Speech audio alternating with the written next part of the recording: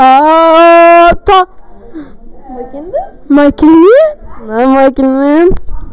Ja, alle sammen, velkommen til en ny video av skolestreamer.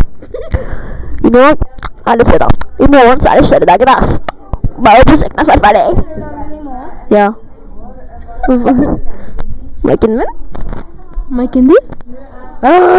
Miken min! Nei, det er miken min. Miken min? Ja, det var bare en bombe. Ikke bry deg. Boom! Og den ble det mest kun i morgen. Var bombeklar! Alle som vil få meg blå over at alle som vil løpe. Alle som var redd. Alle som har begynt å skrike til døden, de løp hjem. Og så kom det politiet etterpå, så det var noen som sparket ballen eller sånt, og så fikk den trynet, og så dunket han inn i målet. Så begynte det blod overalt, og nakken hans sånn tiltid.